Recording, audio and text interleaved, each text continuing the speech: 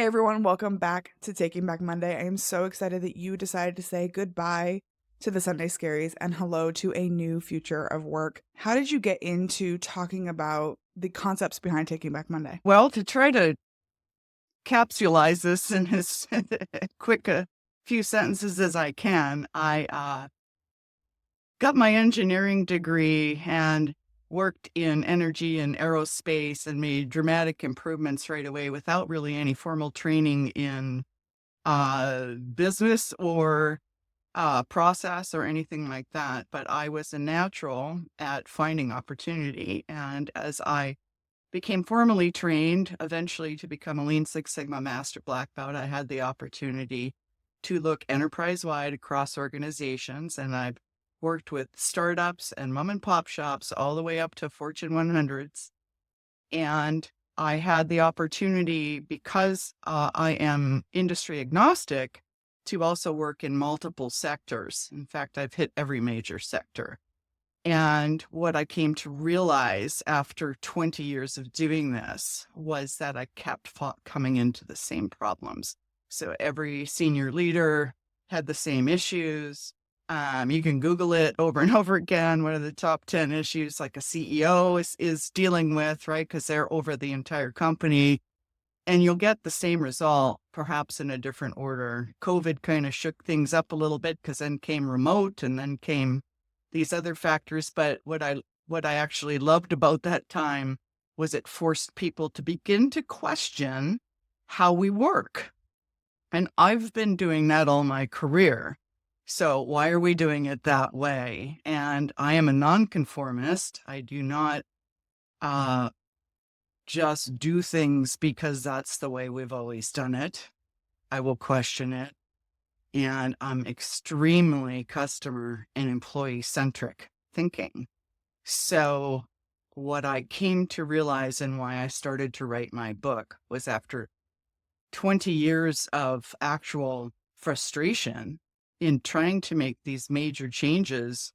Mainly the frustration came from corporate, which is quite stuck in its ways, the big companies, was that why do we organize ourselves in such a way that we make it extremely difficult to provide value for our customers, to create a work environment that is enjoyable for employees? Because with joy comes innovation, creativity, collaboration, productivity.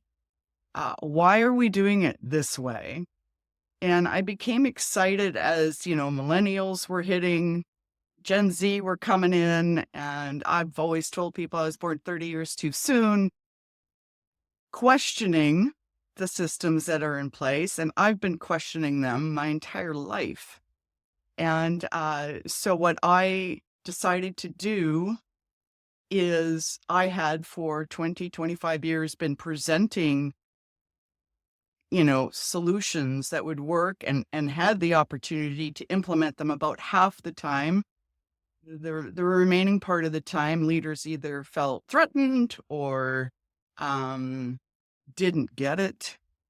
And so I spent the time in my book to begin to look at actual paradigms that were born into thinking, like this is how you do business. And I began to identify the common themes and thoughts and practices that go on in business that pretty much any consultant or seasoned senior leader will say, this is how we do it. And I prove that these practices not only harm the business performance, but they harm the customer and the employee. And so part one of my book is actually allowing the reader, because what I came to realize was I could see it. But as you know, when you're in a different paradigm, you can't necessarily see a new way. As long as you're, locked into an old way and it's worked for you in the past, it can be hard to make that shift. And transformation happens in a moment right? When you suddenly have this aha moment and go, oh, there's a different way of looking at it.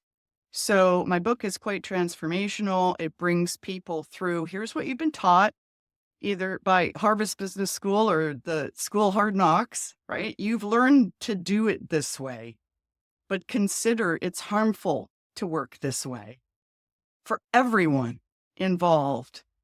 And there's a much better way to organize ourselves to deliver the most prosperity, the most joy, the most value. And at the end of the day, what has always mattered to me is that people find joy in their work. I think you and I have a lot in common. I always joke with people, I'm a rebel with a cause, right? Because I don't want to do things the same way. Like, I'm very much that same nonconformist, but like for a reason, right? And I agree with you on everything that you said. And especially like people, longtime listeners of this podcast will be able to rattle this off just as good as I am. Happy employees leads to happy customers. Happy customers means a great market perception, and a great market perception means an advantage in the market and outpacing your competition. It's not just a good thing and a good feeling to take care of your culture and to think about how you lead that way. It is a profitable thing to do. Absolutely agree. Absolutely agree. And this is, though, what I consider a fundamental flaw in thinking is that people just try to work on the culture. And it's Right. not enough. And this is why our organizations are designed to unravel any kind of inspirational culture. It will not last. You can have a bunch of rah, rah, rah. At the end of the day, the hierarchy as an organizational structure detracts from people being able to do work. It automatically constrains people. People become fearful because I don't dare say anything negative to the people above me. People that are above other people are considered leaders, and that's not necessarily the case. A leader, to me, empowers others and brings the resources they need for their teams to get things done. And they don't need to be the problem solver, and they don't need to know everything. They just need to be fantastic at being a catalyst for transformation, for value, for supporting, for growth, that's what they need to be. And a hierarchy does not promote that. And also, uh, you'll often hear, well, our people are our most important asset. But then why all the downsizing? Why all that, right? People are also the most expensive thing typically on the balance sheet, right? Typical sort of, the expense side. And so that's the first thing that gets whacked. Mm-hmm. I'm a huge proponent that if you design your organization correctly, you will grow and scale properly, and also always be market ready such that you never need to lay off a person. So I'm a huge component of all the imprints, almost $7 billion, right, in savings and new rev gen that I've brought in. Not one person ever lost their job. And so people live in fear, depending on who your manager is, right? They may be a fantastic leader, or they may be quite oppressive. Also, what the hierarchy drives is positive spin, is what I call it, communication.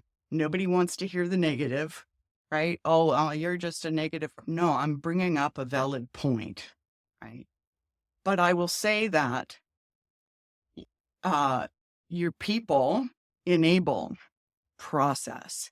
If you don't have strong processes and great systems, you don't really care much about your employees because they're struggling inside of that, trying to add value. People at the end of the day, 99.9% of people, I believe, go to work wanting to feel like at the end of the day, they added value. But most people don't even know the value proposition of the company. They don't even know its purpose. it's all about money. The goals are typically all financially based. Money comes when value is created for customers. And so you design your business to actually deliver that. And you do that with the employees. And then, because they know how it needs to go, they're the subject matter experts, not upper management that's removed from those processes and not working them every day and not in direct communication with the customer. And so it matters that you actually design things such that you're delivering value and that everyone can collaborate and bring their best talents. One of the paradigms I challenge is the job description. So I'm going to put you in this little hole here, and you're not going to understand how the rest of the organization works. And you're going to work this particular job description and not necessarily make the best decisions because you're unaware of how the rest of the organization works. And quite frankly, nobody in the organization tends to know how the whole thing works. And so without that knowledge, how can you be innovative? And maybe you also have some talent that could contribute further upstream or downstream in the process, but you're cordoned off in this silo under likely a weak manager or leader, and you're stuck with just do your job, whether it connects or not. And typically you're in meetings all day and dealing with bureaucracy and politics. And I just don't want any of that for anyone, right? We want to be able to come and be enthusiastic and passionate about what we're doing, believe in the purpose of the company, knowing that we're delivering value to the world, and be able to do it. And I think there's a lot in what you said that I want to touch on. We have such an unhealthy relationship with work, right? Because hierarchy, we're going to have it. It's not something we can necessarily do away with. But can we change the way we experience that hierarchy, right? So I'm a firm believer that leaders have the power and even maybe the mandate to create environments in which their teams feel seen, feel heard, feel like they are providing value. They understand what they're there to do, and they understand their specific role in it. But like, I can believe that all day long. It's still hard to implement, right? Like, I have a team of 5 and I still find myself struggling. Like, okay, how do I make sure that everybody understands that when the ball gets dropped, that is a bad thing? And all you have to do is look around and see the ball and be like, oh my God, that ball's getting dropped. Let me pick that up. Right. But it's not as easy as me willing that into existence. So if someone is in my position, either they're the leader of their own company or they're a team leader inside a huge organization, what is like the one thing you would have them start doing to start building that culture and that better relationship with their team and inside the confines of what they're able to do? Well, there's several points there I want to touch on with what you brought up. But the first I will say is that as a leader, for instance, whenever I had direct reports, I would sit everyone down and actually we would do, I'm sorry, I'm blanking on personality assessments, right? Like DISC Mm-hmm. or something like that. Just so we knew, again, what's your natural talent? Well, why would I peg hole you into something that doesn't come naturally to you? So often, employee reviews are about, you don't do this well. Well, that's because I'm wired to do this over here really well. And, so why do we focus on what you can't do well, and let's focus on what you do well? And then I would say to the team, there is no difference between you and I, except that I have HR responsibility. So no idea is bad. I don't expect to know everything. I want us to collaborate, and we're going to discuss how we're going to do things and design how we're going to do things. So without strong process, and I can't emphasize this enough, without your processes being well defined, this is how we're going to manage our business, right? Which 10% of the population is good at designing process and system. Okay? And that's a proven fact. So you've got to find the people that are naturally good at that can facilitate the remainder of the team to understand their process. Now, if you're in a larger organization, The problem is you're going to receive inputs from somewhere else in the organization, and you're going to send things to the rest of the organization, right? Somewhere else in the organization. You've got to touch base with those areas and make sure you're serving them. They're internal customers. So I will say that without a clear agreement on this is how we're going to do things, balls get dropped all the time. And you can continuously improve that as things change over time. But as a leader, I wanted to empower my people, which were brilliant people, to be able to do their best work. And they knew right away that I didn't expect to know it all, have all the answers, and that we were collaborating together. So, and I also rolled up my sleeves and worked with them. So I understood what was going on. And if I was also mentoring for growth and development, that's great. And people appreciate that. They want to grow.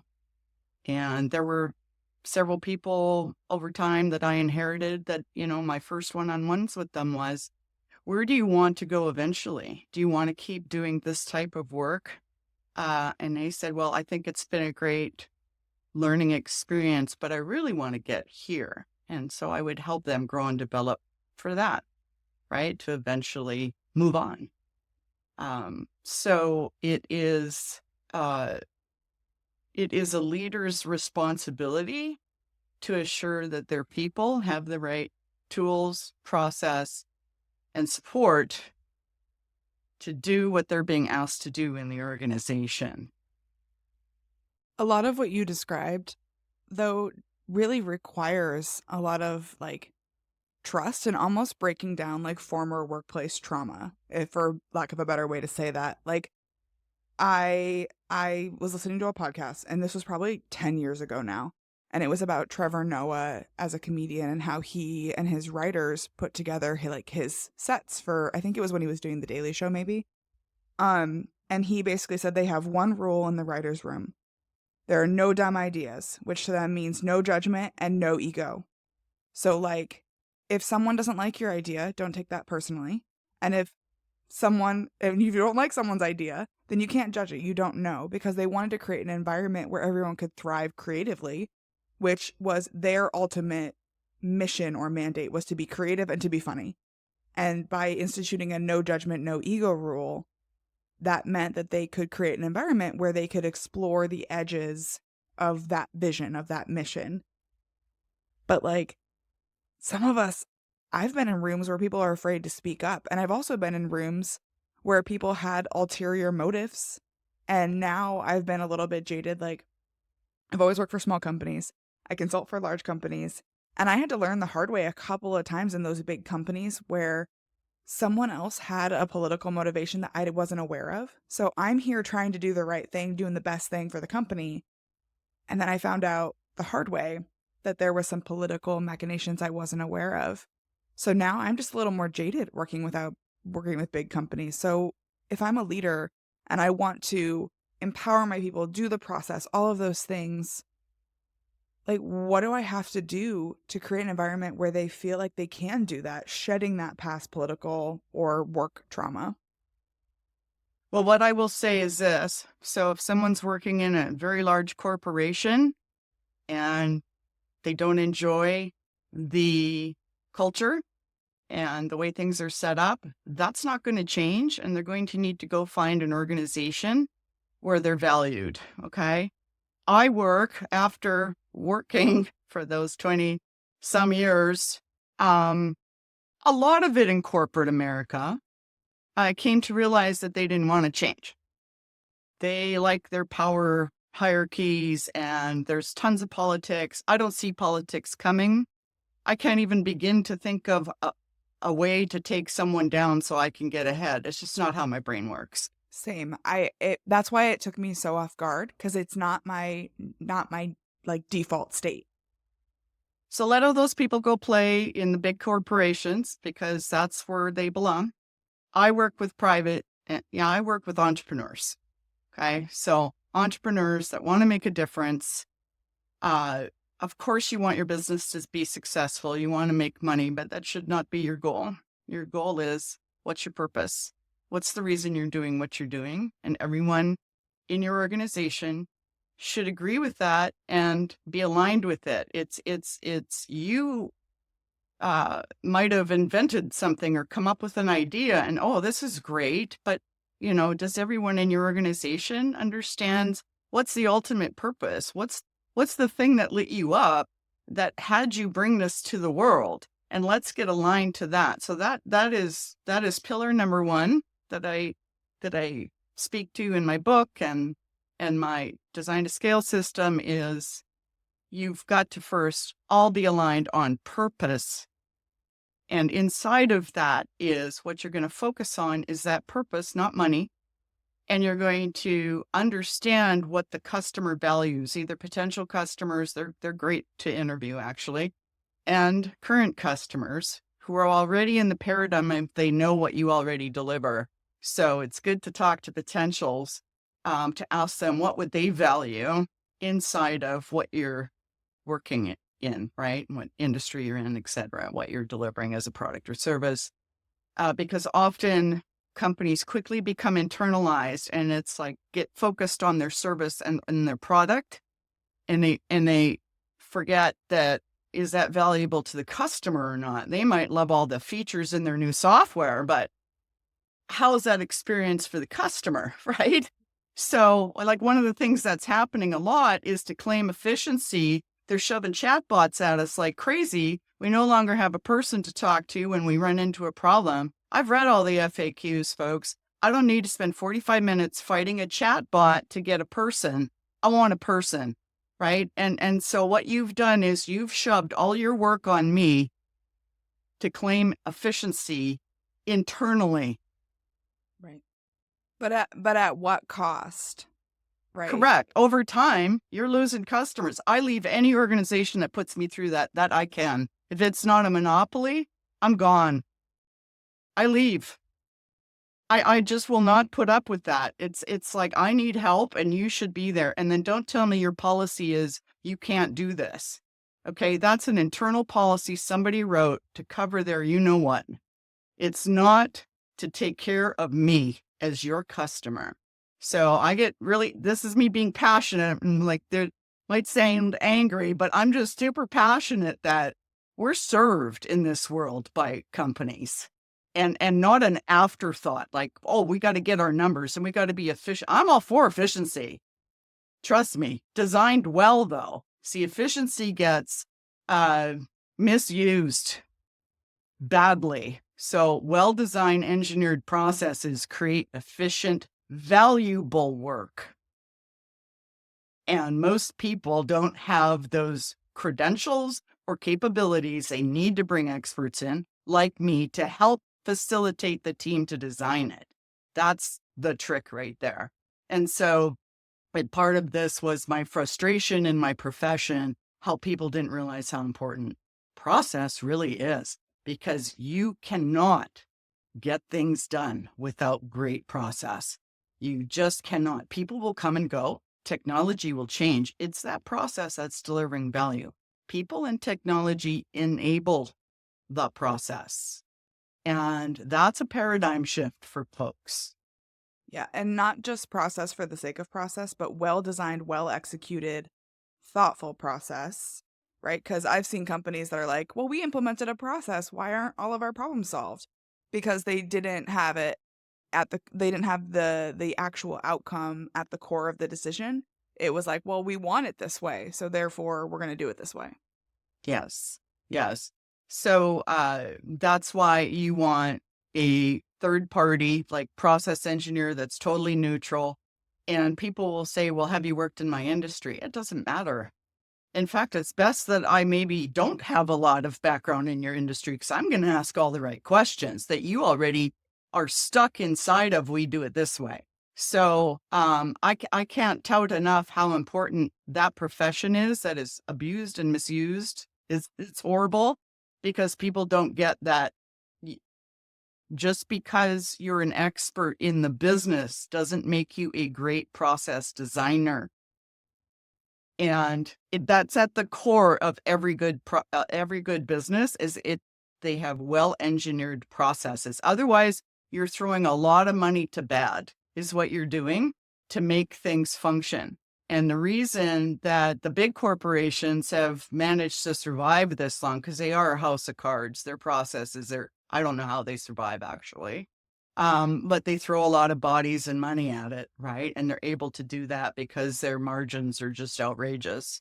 But what I care about is the entrepreneur that took a risk, that decided to take on bringing something valuable to the world, and they're going to want to grow their organization. And whether it's eventually for acquisition or not, they're going to want to grow their organization. And there's a way to do that. And the second point I wanted to make is that, yes, you can work without hierarchy. And that's what I've designed. And so you don't, because it's that very construct that creates all the problems. So if you've got employee experience problems, customer satisfaction issues, you're having trouble attracting and retaining top talent, attracting and retaining customers. If you have poor cash flow, bad profitability, I could go on. It's because of your hierarchy. And I prove that in my book. I prove it. And I've proved it in the world over and over again.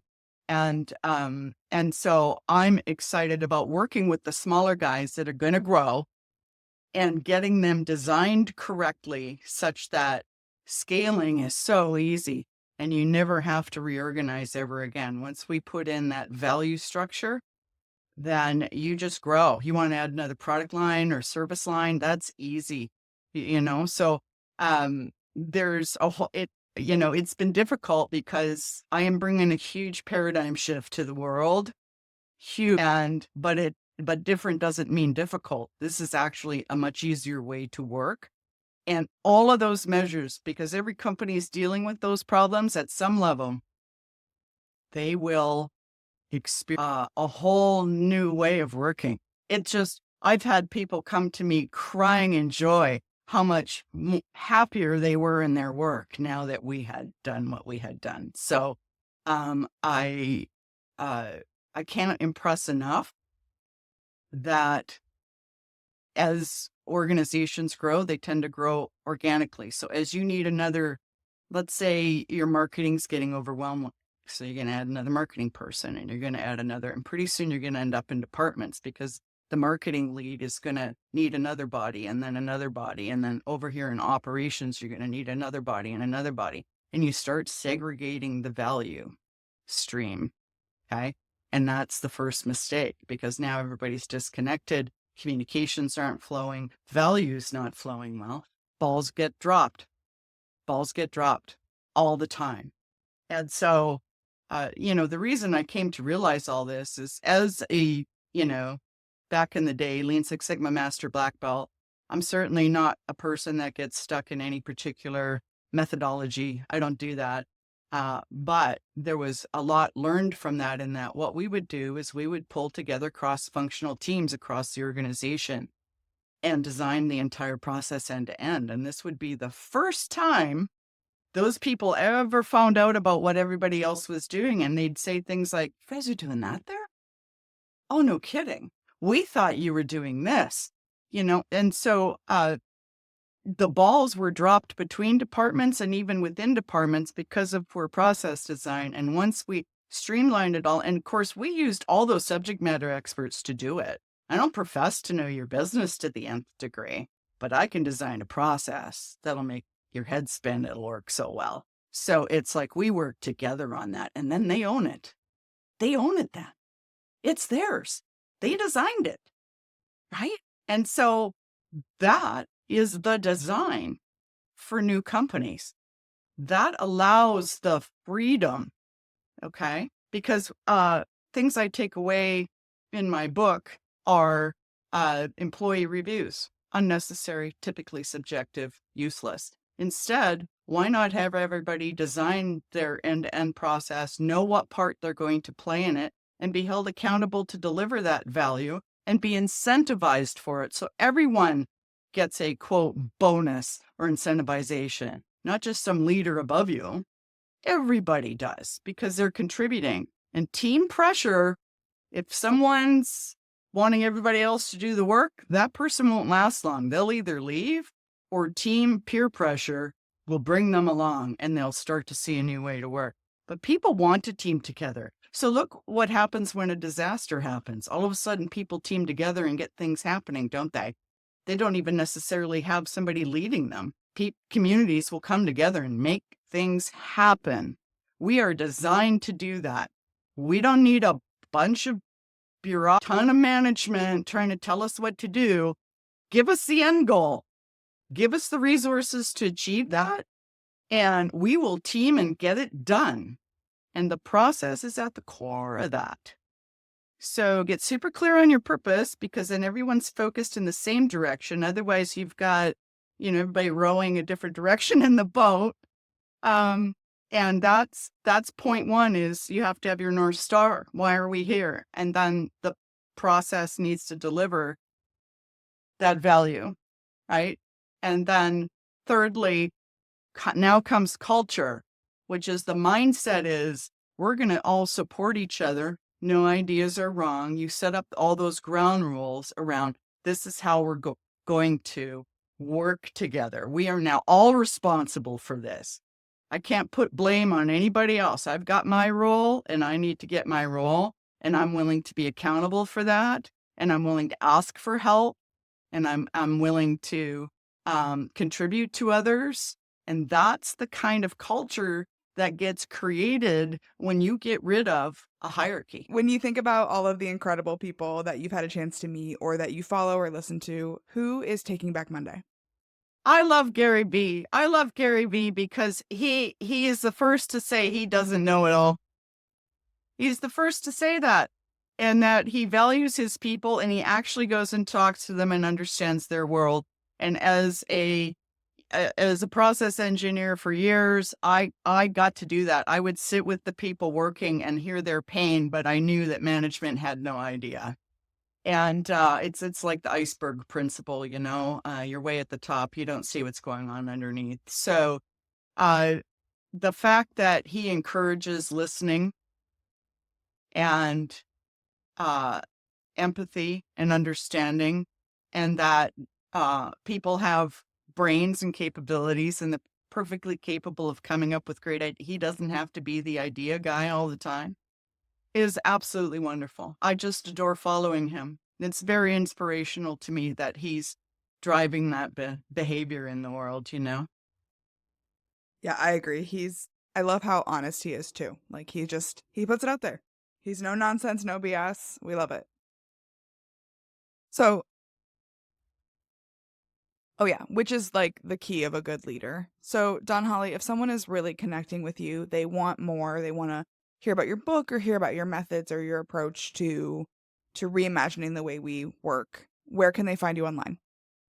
Super easy. DonHollyJohnson.com, or you type that into LinkedIn and I'll pop right up. You put it in Google, I'll come up. I'm on other platforms, but really website's probably or LinkedIn is the best place to go. Awesome. Well, thank you so much for taking back Monday with me. This was a great conversation. Thanks for joining us on Taking Back Monday, where we say goodbye to the Sunday scaries and hello to meaningful and fulfilling work. If you enjoyed today's episode, let's connect on LinkedIn. I'd love to hear your thoughts. And if you found value here, share the podcast with your network. Don't forget to like, subscribe, and leave a review. It helps us inspire more leaders to join the movement. Until next time, let's take back Monday.